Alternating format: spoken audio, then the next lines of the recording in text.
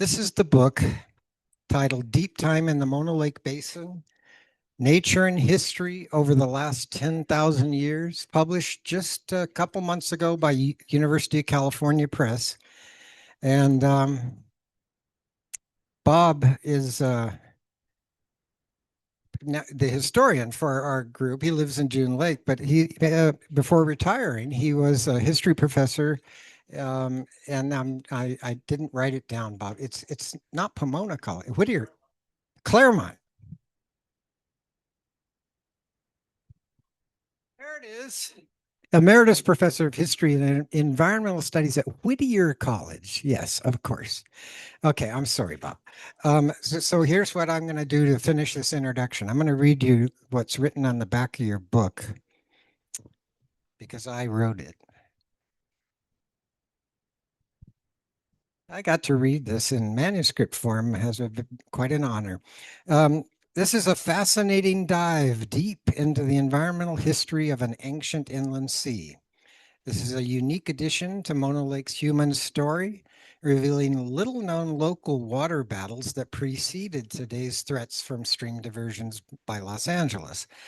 Especially welcome is the history of the Kusetica, Mono Lake's native people, who are too often erased in chronicles of the region.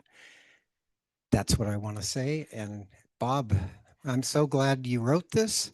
It's already getting, from people that talk to me, some rave reviews.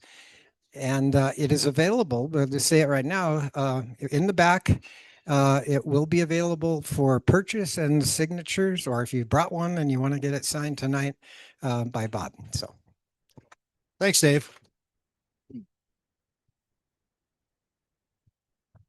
Oh, I need the slide advancer. Yep.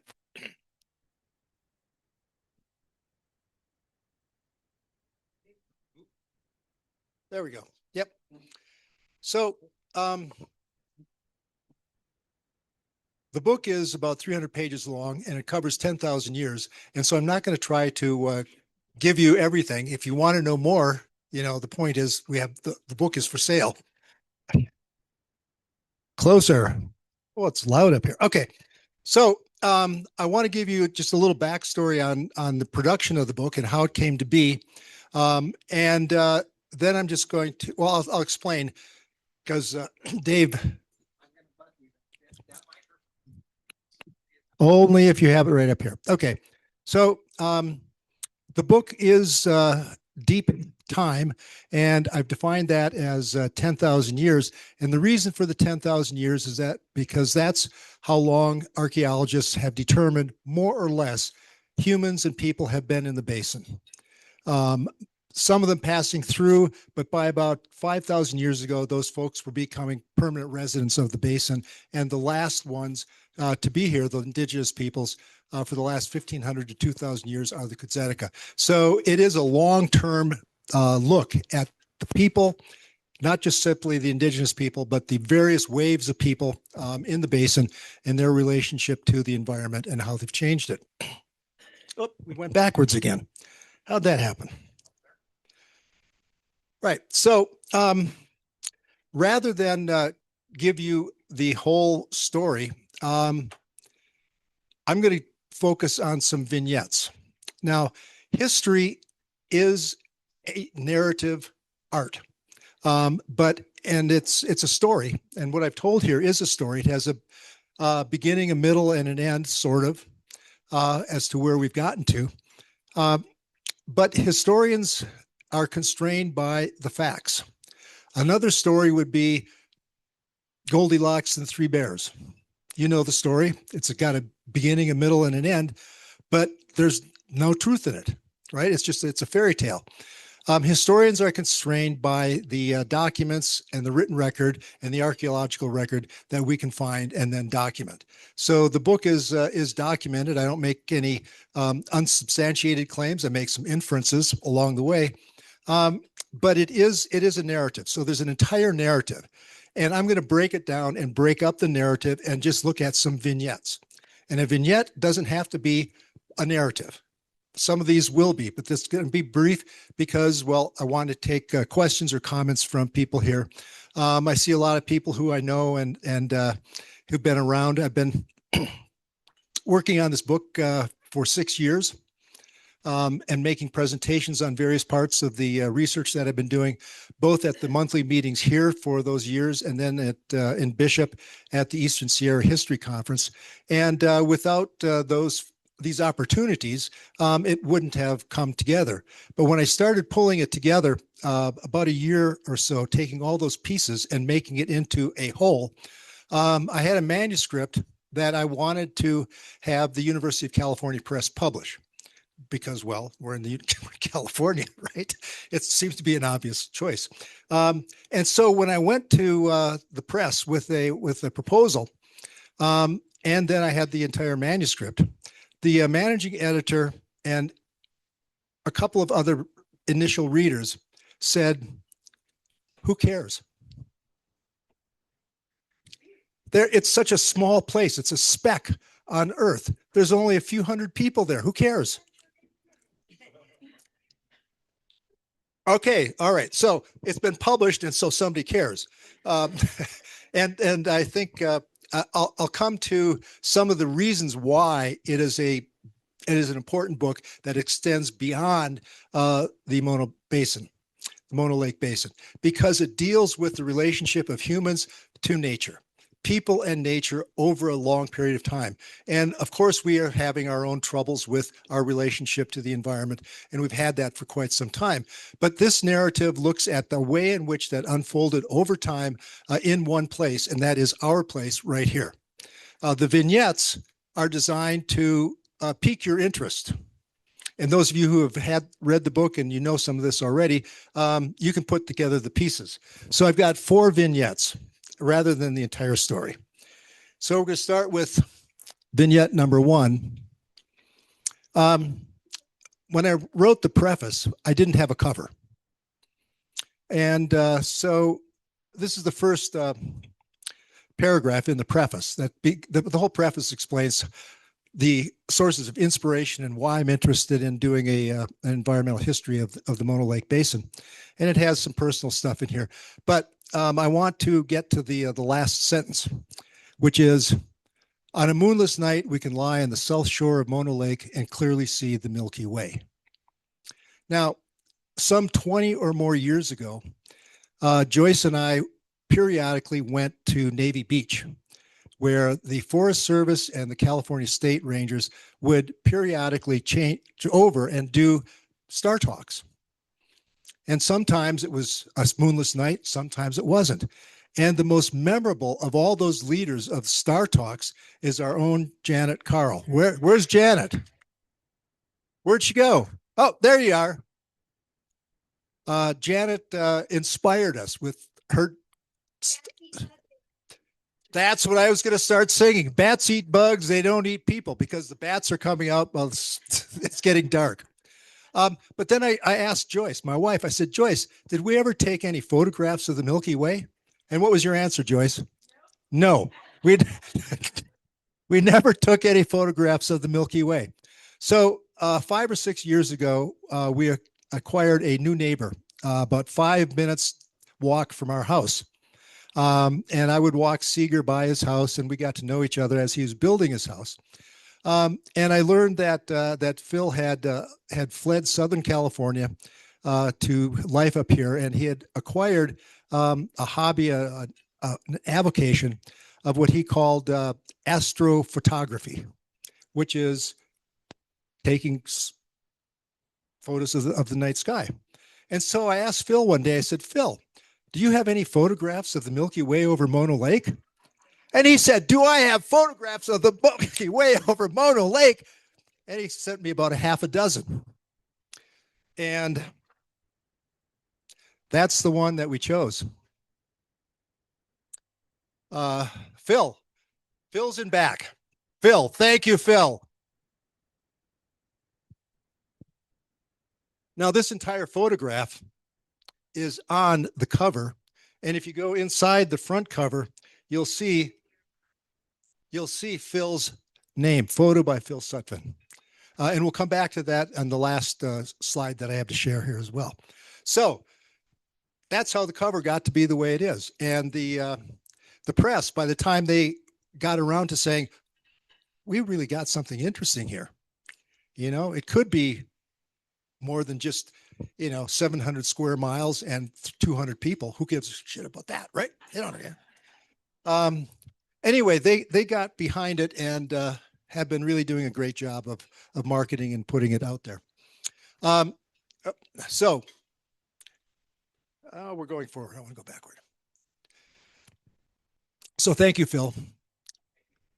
And I'm getting Phil engaged. He also has other skills. Like he has a wood shop, and he's an excellent woodworker. And we have some plaques that we need to have put up in the museum, and Phil's going to help us with that as well. So thank you, Phil. So vignette number one is how we got the photograph. And I'm local, Phil's local, we're local, but we're reaching out beyond that. That's 55,000 years in the past is when the light is reaching us from the Milky Way. Think about that. Okay, so vignette number 2. You can see we're in chapter 4. What happened to the introduction, chapters 1, 2, and 3? Well, you have to read the book to see where we are. And I'll fill that in just a little bit. But this is a chapter on Indian land allotments in the Mono Lake Basin, 1902 to 1929. And I'll just read a couple of the first sentences of this chapter 4. And so you can see what came before.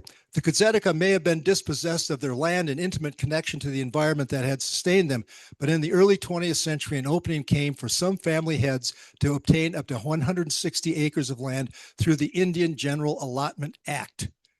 And the first applications were made in 1902, and then all of them were sold by 1929. But what we have is a situation where the Kudzetika, who were here 1,500, 2,000 years, when settlers came and miners, and then the U.S. military and vigilantes and others in the Owens Valley and then up north of us, not in the Mono Lake Basin, had their land taken and redistributed to others. And so they became basically landless in their own land, dispossessed. And the previous chapter is called Unceded. They never ceded their land. There's no documentation, but that's the case with most California Indians in California. None of their land was ceded. It was just simply taken and redistributed. But the Dawes Act made it possible for California Indians to apply for and to receive 160 more or less acres of land. And 10 families did that. Now, in the early 20th century, there were probably something on the order of 30 to 40 households, Kudzetika households, with a population of maybe 250 or 300 people. So 10 of the 30 or 35, it's about 1/3 of the population. And I deal with, well, why these folks and not others? But I want to tell two stories of two of these allottees, as they were called. But first, just as a context, in the early 20th century, there was an emerging conflict between different visions for the future of the Mono Lake Basin. The settlers first, ranchers and farmers, had a vision of an agrarian future for the Mono Lake Basin, sort of like the Central Valley or the Imperial Valley, just a well-watered, extraordinarily green cornucopia of fruits, vegetables, and everything else. Let's see. Oh, this is by 1911, much of the Mono Lake Basin was already irrigated by ranchers and farmers, diverting water out of Lee Vining Creek and Rush Creek to their ranches and farms. But a guy by the name of W.D. McPherson, Wally, came into the basin, and he had a vision instead that what should really happen is to have a ditch dug all the way around, or he called it a canal, all the way around Mono Lake, from which laterals would drop down and an additional 60,000 acres would be watered and it would spring to life. And he called that operation the Rush Creek Mutual Ditch Company. And here's a vision of what he thought would happen to the Mono Lake Basin. We got a train, we got orchards, we got all kinds of stuff going on here. We've got factories, who knows? And Wally sold shares in the Rush Creek Mutual Ditch Company. Each share entitles the holder to 1 inch of water measured under 4-inch pressure. It's called a miner's inch, and that can be converted into CFS and other things as well. The problem is that his vision of the future was contested by J.S. Kane. Mr. Kane made his fortune in Bodie. If you go up to Bodie, you can see his house still there, and he's considered to be one of the heroes of Bodie's story. But his vision of the future of the basin was that the use of the water would be used for hydroelectric power development. And he went about, whoops, I'm going to get that back. He proved that it could be done in 1893 with developing a small hydroelectric project based on Green Creek that brought electricity to the Consolidated Standard Mine in Bodie that ran its stamping mills so that they had 20 stamping mills to get the ore out from the rocks. And that proved that it could be done. And so he then began looking in the Mono Lake Basin. And a couple of days ago, SCE shut off the Rush Creek Falls. So there's no water falling. But, in the early 20th century, water coming down from Lundy and up above, and then water coming down, especially Levining Creek and Rush Creek, came over waterfalls. And that's an incredible amount of power that Kane knew could be harnessed to produce hydroelectric power. The market initially was Bodie and other mining camps to the west, to the east in Nevada. And to do that, he built 3 hydroelectric plants that are still in the basin and are still operating. They're now owned by SCE. There's the first one up here in 1910 was the Jordan plant. It got renamed the Mill Creek plant. Then we have the Rush Creek plant and the Levining plant, and that was renamed shortly after for the engineer who actually oversaw it. The pool plant. Thank you. But anyway, what he did to make that happen is there are six lakes up here that were turned into reservoirs. And then another reservoir that was made, it's called Grant Lake Reservoir right down here. And so by 1924, basically, J.S. Kane and the hydroelectric power companies had basic control over the hydrology of the Mono Lake Basin. And they used it for, their profit. There's a long story here. It's in the book. But those two visions of an agrarian future and hydroelectric future came into conflict and were resolved in a series of water rights cases in the early 1900s. The Rush Creek water case was the most important. And how that turned out was that basically all the water rights to Rush Creek were given to Kane and his companies, and Wally McPherson and his idea of having the Rush Creek Mutual Ditch Company went belly up. He didn't have any rights to any water. Now, I'll go back for just a second. There's a long story here about a guy who followed him. J.B. Clover bought the Rush Creek Mutual Ditch Company and continued to sell shares in the Rush Creek Mutual Ditch Company into the 1940s, promising to deliver water that he had no rights to. He was an LA developer. So we don't need to know a whole lot more. It's in the book. Right. Some interesting characters. So back to the allotments. There were 10 of them, and I've located where they are. This is Levining Creek. Levining is over here. 395 goes about like this, if you want to run. Here's Rush Creek. And I'm going to talk about 2 of these individuals. The first is Henry Jameson. His 160 acres was on the lower reaches of Levining Creek. If you look out the back window here into the canyon out there, that is his land, or that was his land. Right? And I'm going to tell you his part of his story. Then the other one I want to talk about is Lewis B. Murphy. His 160 acres is down here just above the Narrows, where all the creeks come together and gush through the Narrows and go out into the spread out below, where watercress and other things grow in Rush Creek. So those are the two I want to share with you in this vignette. There's one I should point out to you, but Captain John, he was the leader of the Kutzetica from the late 19th century into the early 20th century, led whatever resistance that they could mount against having their lands taken. Interesting story. It's much longer than I'm going to go into. Where can you get it? In the book. Okay, so this is a photograph of Henry in the 1930s.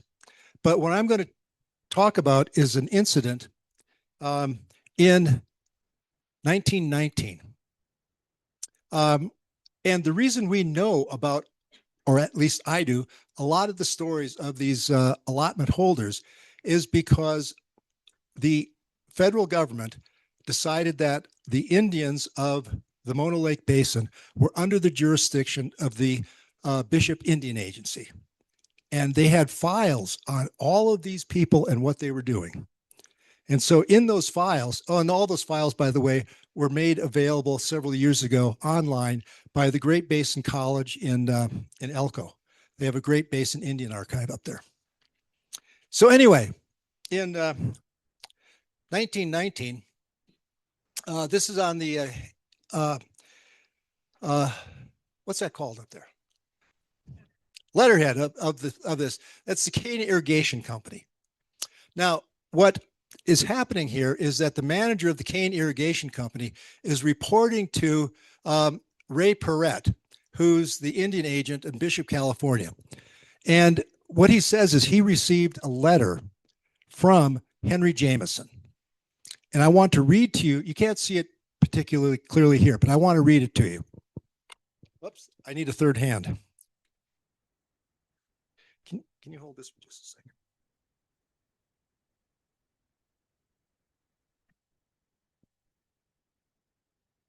Okay, so this is Henry Jameson. I'm going to read this in 2 paragraphs.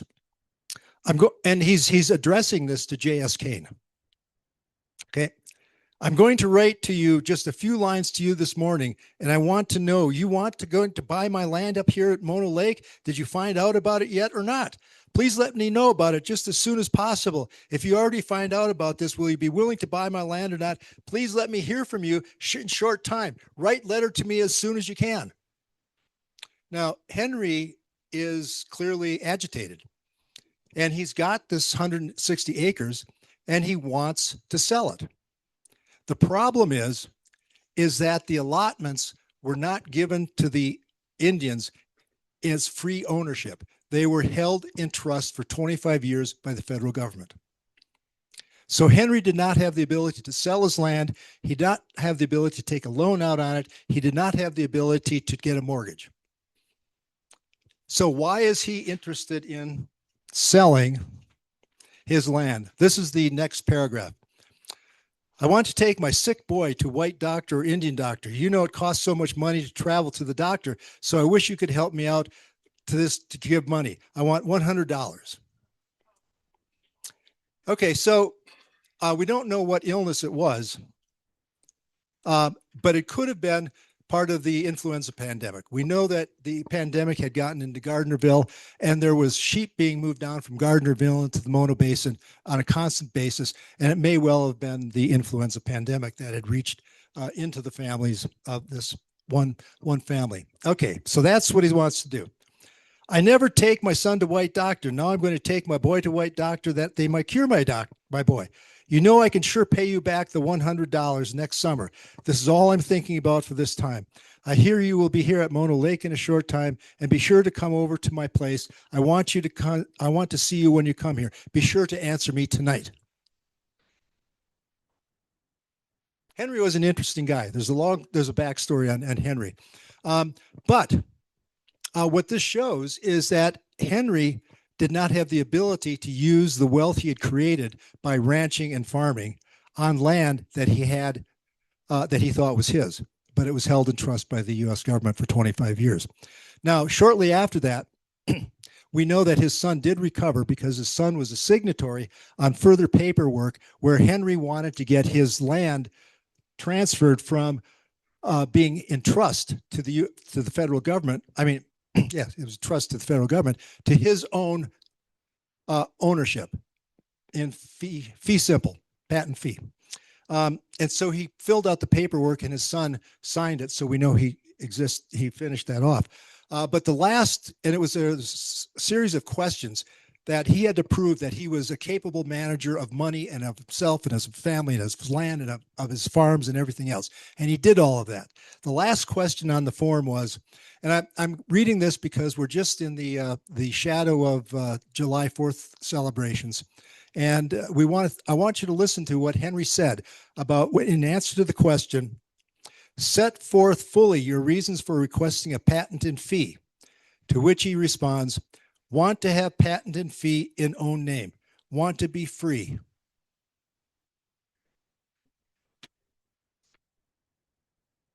You know, what more can I say? It's just so poignant, just so incredibly poignant. Okay, so the next story is about Louis B. or Lewis, I don't know how you pronounce it, Murphy, and I call this remorse.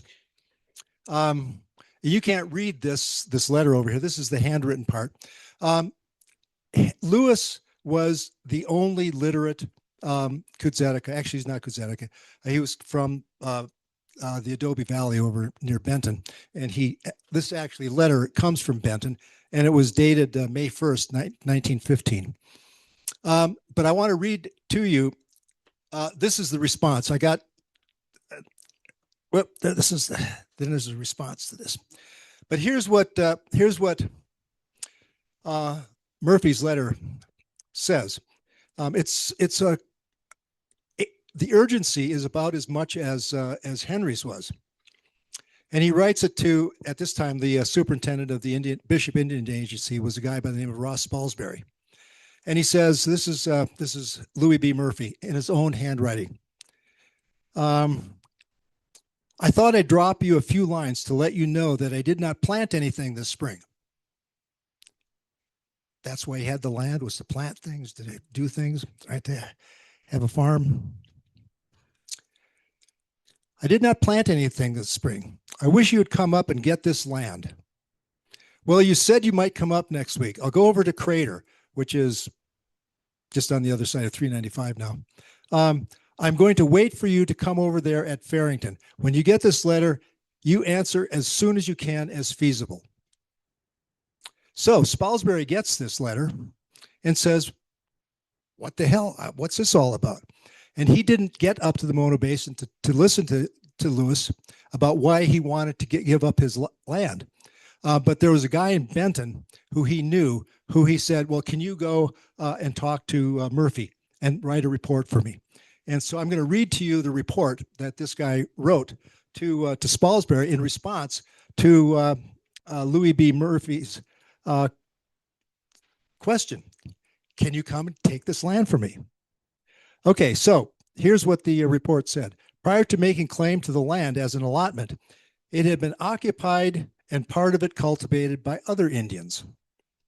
One whose Indian name sounds like Manar Bo'u, who died 25 years ago, leaving two daughters, one of them called Mary Charlie and another Rosie, both of whom continued most of the time to cultivate and occupy the portion of Murphy's allotment lying to the west of Rush Creek.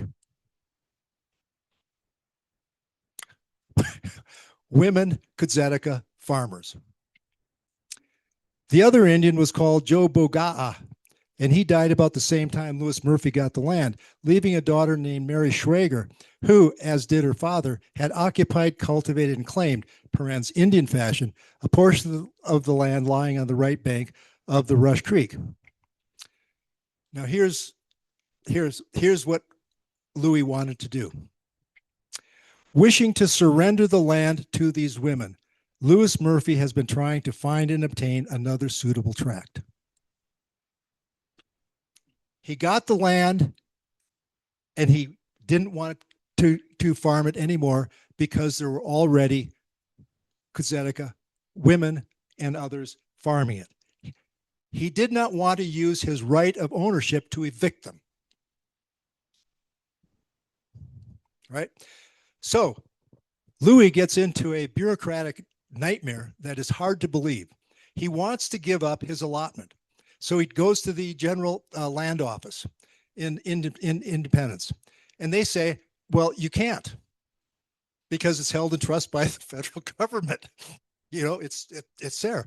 He says, well, can I trade it for one that's up on the upper reaches of Walker and Parker Creeks? And they say, no, that's too high up. That's 7,500 feet above sea level. And you'll never be able to grow anything. He says, well, look at Bridgeport Tom's farm up there. It's the richest one around. Of course I can grow something up there. They say, no, you can't do that. And so the Forest Service gets involved, and they're not helpful. Gee, okay, sorry. Anyway, as best I can tell, is Henry retreated back to the Adobe Valley and Benton and never cultivated his land. And I don't know what happened to the women who were there. The documentary record just doesn't say what happened to them.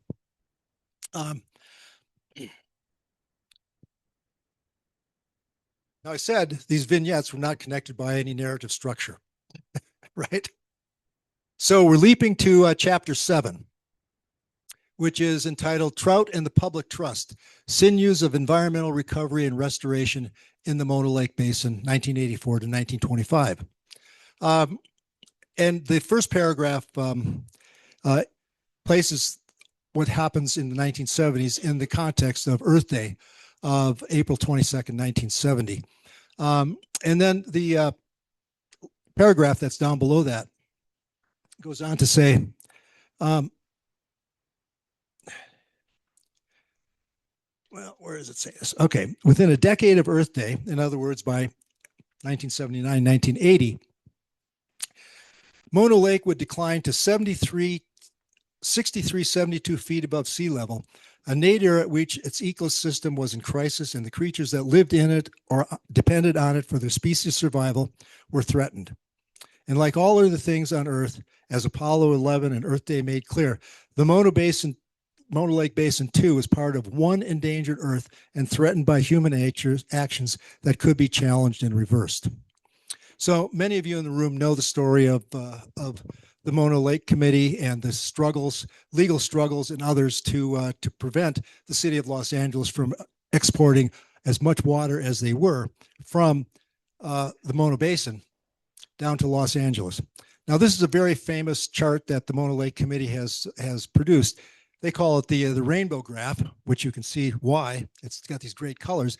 But the city of Los Angeles began diversions of water out of the Mono Lake Basin by putting Levining Creek and Rush Creek behind the reservoir in Grant Lake and putting it into the tunnels underneath the Mono craters going into the LA Aqueduct and all the way through the Owens Valley down to Los Angeles. So those started in 1942, but you see what happens. This is the decline of the lake. And by the time it reached 6372, around 1979, 1980, it had dropped 45 vertical feet. What we're seeing now, it's only 12 feet below what it was then. But it dropped 45 vertical feet and had lost half of its volume. So what was happening to the chemistry of the lake is that it was changing. It couldn't support the small animals that depended on it, and that all bird life depended on the migratory birds, and it was an absolute crisis. And there were a few people who were around the lake. David Gaines was one of them, who began investigating, doing studies, wrote a really interesting book based on undergraduate research that is still absolutely incredibly useful to use. And the Mono Lake Committee with others started filing lawsuits to get the city of Los Angeles to stop or refrain from diverting so much water out of the Mono Lake Basin. All that culminated in 1990 when an El Dorado court justice, a guy by the name of Finney, said, "I'll take this up. I'll put some initial temporary restraining orders on the city of Los Angeles, but it is not up to this court or any other court to decide how the use of water in the Mono Lake Basin is going to be adjudicated. That belongs to the State Water Board."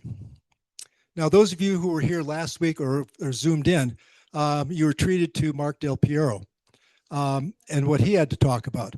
Mark was the chair of the State Water Board at the time this landed in their laps as to what to do to adjudicate how much water Los Angeles could take out of this basin and how much they had to leave in for the public trust.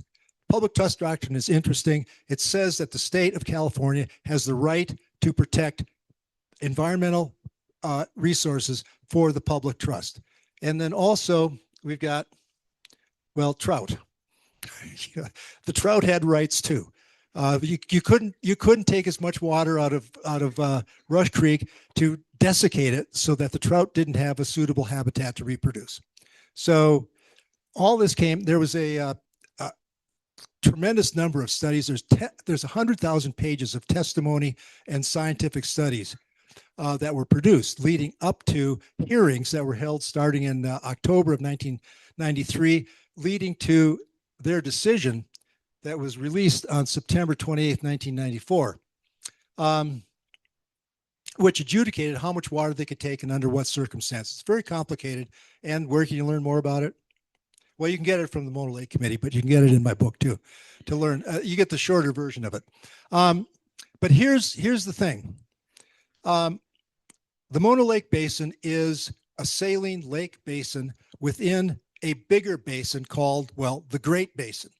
And the Great Basin has numerous saline lakes.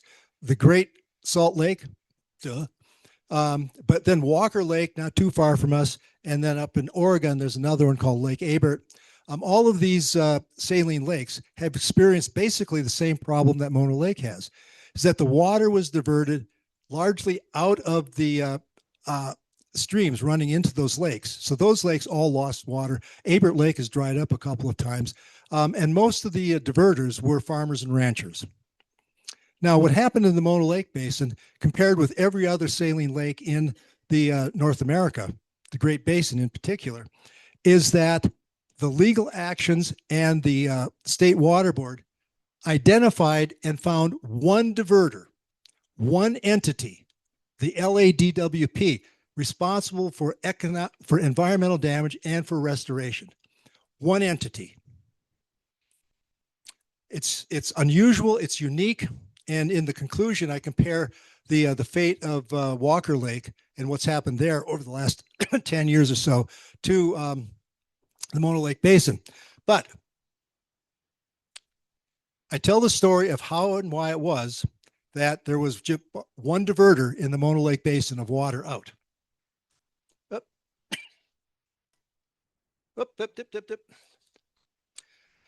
So historians work with a concept that's worthwhile raising here, and that is contingency. That is, the way things turned out, it's not inevitable. Things happen along the way that led to one historical outcome or another. And so too in the case of how it was that in the Mono Lake Basin, it came to be just one diverter. How was it that the LADWP was the only diverter of water out of the basin that could be held responsible for environmental damage and environmental restoration? And the answer is that it was contingent upon what happened earlier. And there's a long story there, but basically before LA even got interested in the water of the Mono Lake Basin, another group, basically the folks who were engaged, the corporations with the hydroelectric power projects, to protect their interests, they basically bought up in the 19-teens and 1920s all available arable land and water rights in the Mono Lake Basin. They had that monopoly by 1923. and they approached the city of Los Angeles. Do you want to buy it all from us for $7 million? And Mulholland said, excuse me, Mulholland said,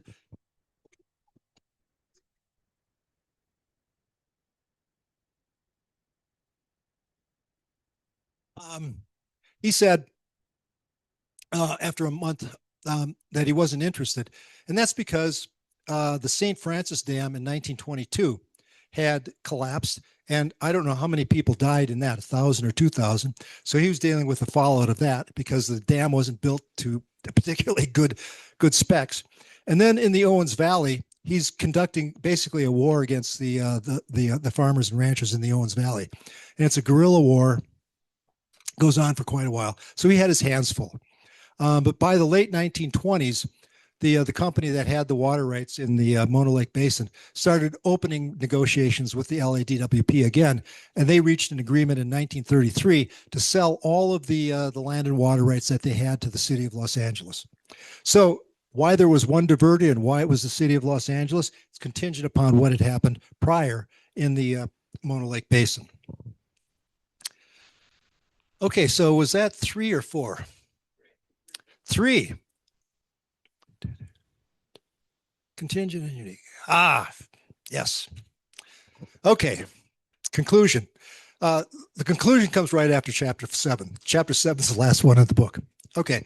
But I start the conclusion with an epigraph, which is one of my favorite poems by William Blake called Auguries of Innocence. And the first stanza reads, "To see a world in a grain of sand and a heaven in a wildflower, hold infinity in the palm of your hand and eternity in an hour." So Blake was an interesting guy. This is a very long poem, and it deals with him showing the interconnectedness of all living things. That's what he was interested in showing.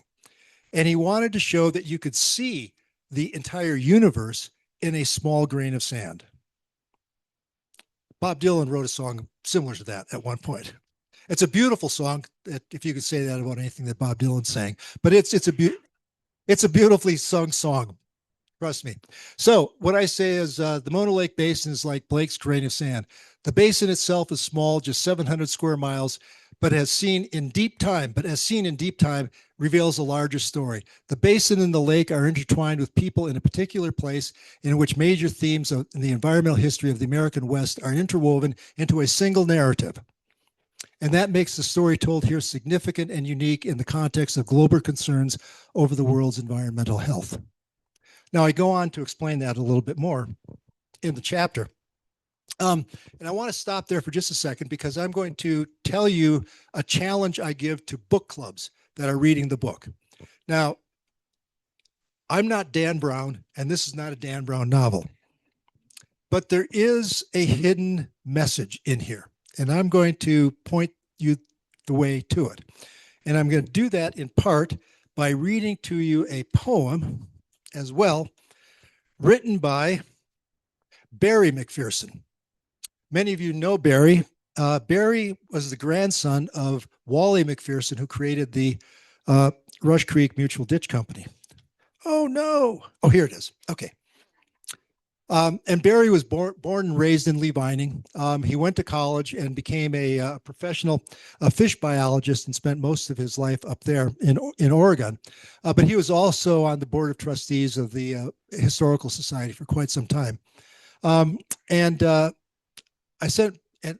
He was a font of information about his grandfather and his family, et cetera, et cetera. And Barry sent me a very long letter about it. But he also included a poem that he wrote. And I want to read this and then get to the clue that I give to the book clubs.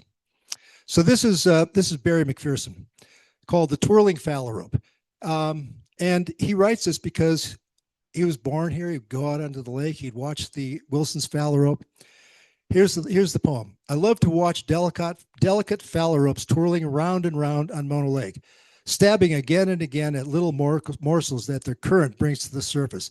But I love most to watch flocks of them flying, turning in unison in the late afternoon sun, creating a brilliant sheet of white undersides that disappears into the dark backsides with the next turn. I think Barry's probably on the Zoom. So Barry, I think I found time to read your poem. Okay, so now with Barry's poem and with the Dan Brown part of this, I want to say, I don't want to go there. We got to go back.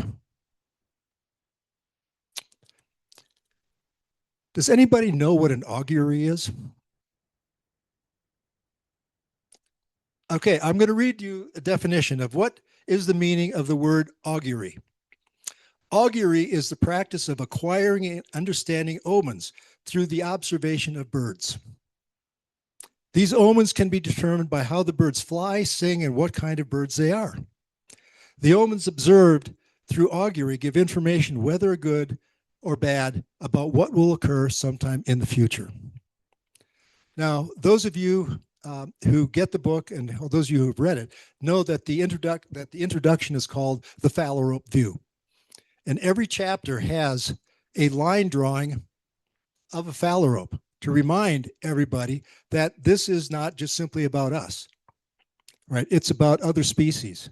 And the phalarope is a particularly poignant story in this, what happens to the lake. But so I give the challenge to to book clubs. What's an augury, and why are these line drawings of phalaropes all throughout the book? You know, ultimately, I wind up in a hopeful place. I'm not a doom scroller. I don't think that that it's going to be quite as bad as it could be. And the reason is because we have an ability to understand where we are and to begin taking actions that will affect the course where we go in the future. We're not simply victims of fate, of what has happened in the past. We can do something to get our hands on it.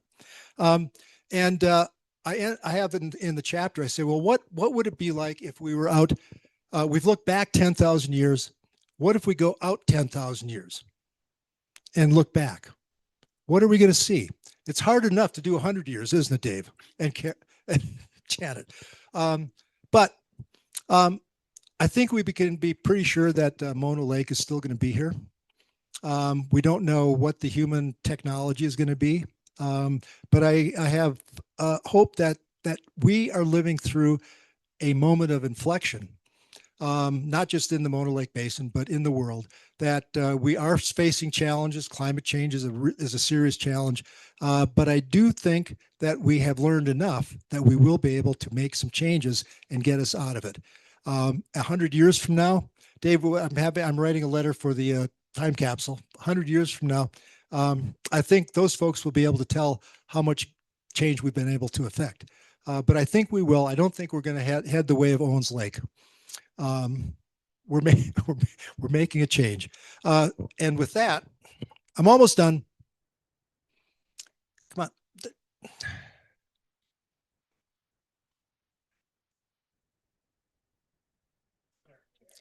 Okay. So I've been giving book talks all up and down the Eastern Sierra. And several weeks ago, I did one at the Lee Vining Library. And a woman from Sacramento was in the audience, and she listened, and she bought a copy of the book. And she has an Instagram account. Her name is Gabrielle, and she's a nature educator and guide. She lives in Sacramento. I think I said she's from Sacramento. But here you go. And she has an Instagram post called "Talk Nerdy to Me, California." Right? So this is her. Can't wait to nerd out on Mono Basin with my new book. Had a chance to meet the author and the photographer at a book signing at Phil Sutphin. That's him. Get a copy at my favorite bookstore in Lee Vining, and that's the Mono Lake Committee bookstore. You can also get it in the back here from me.